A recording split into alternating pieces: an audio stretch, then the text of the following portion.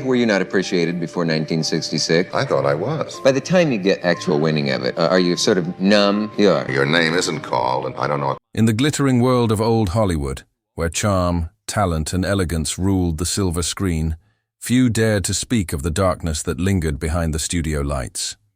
But actor Lee Marvin, known for his rugged honesty and no-nonsense attitude, wasn't one to stay silent. While many stars of his era played by Hollywood's unspoken rules of silence, Marvin broke the code, revealing a side of the industry that was far from glamorous. In a series of private conversations and rare interviews, Marvin allegedly confessed that some of Hollywood's biggest legends weren't just difficult, they were downright evil. Behind their smiles were acts of cruelty, manipulation, and ego-driven destruction that left countless victims in their wake. From the silver-tongued charmer who used power to ruin careers, to the revered actor who hid a violent temper behind his gentlemanly mask, Marvin's revelations painted a chilling portrait of what fame could do to the human soul. These weren't the usual Hollywood scandals about love affairs or broken marriages. These were stories of control, humiliation, and betrayal, woven into the very foundation of Hollywood's so-called golden age. And according to Lee Marvin, even the brightest stars cast the darkest shadows. So today, we uncover the shocking confessions and stories behind Marvin's claims, exploring the 7 actors he believed were the most evil to ever walk the studios of old Hollywood. Their names will surprise you, but their actions will haunt you. Lee Marvin was a man who didn't mince words.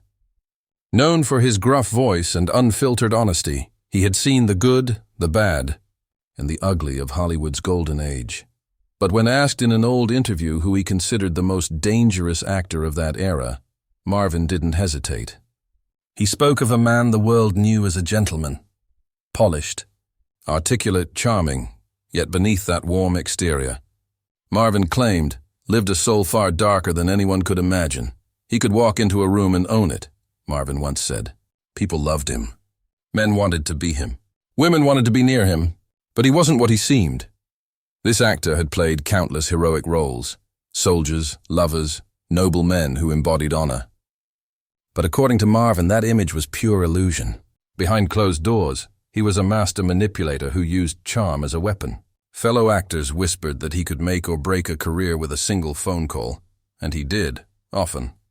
He'd praise a young co-star one day, then quietly have them replace the next, claiming they weren't professional enough. One studio insider told Marvin a chilling story. During a major production in the 1950s, this gentleman intentionally leaked false gossip about his co-star's drinking habits, just to ensure he would be the only one nominated for an award. The plan worked.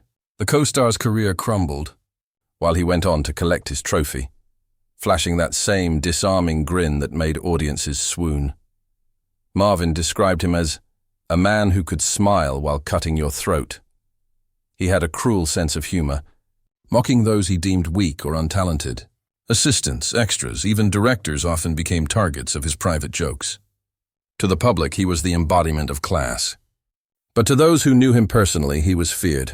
One former assistant reportedly quit the industry altogether, saying, "He didn't just insult you, he made you question your worth." Despite his reputation, no one dared speak against him. Hollywood was a tight circle back then, and this man's influence ran deep. He played golf with studio heads, dined with newspaper editors, and had a direct line to some of the most powerful agents in the business. If you crossed him, your next role might mysteriously disappear. Marvin, who had fought in World War II and seen real evil, said there was something haunting about this man's quiet cruelty. He didn't yell, he didn't threaten, he just smiled. And somehow that was worse, Marvin admitted. In later years, when asked about their time together on set, Marvin refused to name him directly, but his description was unmistakable to insiders. They knew exactly who he meant. And though this actor remained beloved by audiences long after his passing, many of his co-stars never forgot the fear he inspired. Lee Marvin believed that Hollywood's golden image was built on men like him, polished devils wearing tuxedos. To the world, he was a symbol of old-school grace. But to those who saw behind the curtain, he was proof that not all villains live in scripts. Some, Marvin said, shake your hand and call you pal while plotting your fall. And perhaps that's what haunted Marvin the most. The realization that the industry he loved had been built not just on talent and dreams, but on manipulation and fear. The so-called gentlemen of Hollywood had proven one thing. Sometimes, the most dangerous mask an actor wears isn't for a movie, it's for life. Itself, Hollywood in the 1950s adored its queens, women whose beauty could stop time, and whose presence could light up the dullest of screens. But according to Lee Marvin, one of those queens used her beauty not as a gift, but as a weapon. Behind her soft-spoken interviews and graceful red carpet appearances, Marvin claimed, was a woman who understood power better than any man I ever met. She was the kind of actress every studio fought to sign, elegant, intelligent, and with a face that camera lenses seemed to worship. To the public, she was the definition of class. But behind closed doors, she was feared. Marvin described her as the kind of person who smiled when you walked in, but already had your replacement waiting outside. In an old conversation, Marvin shared that early in his career he had been cast alongside her in a romantic drama. He admired her talent until he saw how she operated. She'd flirt with directors to secure extra close-ups, then casually sabotage anyone who outshined her. During one shoot, Marvin recalled, she insisted the lighting crew adjust the setup so her co-star's face would appear dull and shadowed while her own would glow. It wasn't ego, Marvin said. It was strategy. She wanted to win every frame. Rumors spread quickly across sets. Younger actresses who sought her mentorship soon learned harsh lessons. One recalled asking her for career advice, to which she allegedly replied, "Don't be nice. Nice girls disappear." Others claimed she would leak false gossip to tabloids to undermine rising stars she saw as threats. By the time the truth surfaced, those careers were already over. Yet despite the whispers, Hollywood adored her. The studio heads found her charm irresistible, and journalists, enchanted by her poise, painted her as a saint. Marvin saw the hypocrisy firsthand, how the industry rewarded cruelty disguised as ambition. She knew exactly how to make people love her, he said, and she knew exactly when to twist the knife. There was a story Marvin told that stayed with many who knew him. During one film's production, a young costume designer accidentally damaged one of the actress's gowns. Rather than handle it privately, she berated the woman in front of the entire crew, reducing her to tears. But when the cameras began rolling again, she smiled, delivered her lines flawlessly, and later told the press how much she loved and respected her team. It was, as Marvin described it, Oscar-worthy hypocrisy. He believed that her cruelty didn't come from insecurity. It came from the thrill of control. She had mastered the art of keeping everyone around her slightly afraid, knowing that fear kept her untouchable. In the ruthless world of Hollywood, she had found the perfect armor, beauty. And yet, Marvin admitted, he couldn't entirely hate her. She was brilliant, a true professional, always prepared, always commanding. But he pitied her too. She spent so long playing powerful women that she forgot how to be human, he once said. Today, her name is remembered among the greats. Her movies are still celebrated, her image frozen in time, flawless and untouchable. But Lee Marvin never forgot the truth behind that perfect smile. To him, she was a reminder that Hollywood's golden lights could hide the coldest shadows. She didn't destroy people because she had to, Marvin reflected years later. She did it because she could. And that made her the most dangerous kind of star. Of all the people Lee Marvin encountered during his long Hollywood career, there was one man he never forgot. A director whose genius was undeniable but whose cruelty became the stuff of legend. To the public, he was hailed as a visionary. His films won awards, his actors earned fame, and his name was synonymous with excellence. But to those who worked under him, he was something else entirely. He didn't direct movies, Marvin once said grimly. He controlled people. This man had an eye for beauty and a mind for manipulation. He would push his actors to the edge of madness in the name of art. Marvin recalled stories from colleagues who described his sets as psychological battlegrounds. He'd pit cast members against one another, spreading lies just to evoke raw emotions on screen. If an actor delivered a good take, he'd criticize them until they broke down. claiming he wanted authentic pain. In one particularly disturbing account Marvin shared, the director intentionally ruined multiple takes of a pivotal emotional scene, just to make the lead actress cry out of sheer exhaustion. When she finally broke down in real tears, he smiled and said, "Now that's real acting." The result? The scene became one of the most iconic in film history. But the actress never worked with him again. Marvin despised that kind of cruelty. He treated people like props, he said. He believed suffering made great cinema. Maybe he was right, but he left broken people behind. For all his brilliance, the man had no empathy. Crew members described him as cold, distant, and obsessed with control.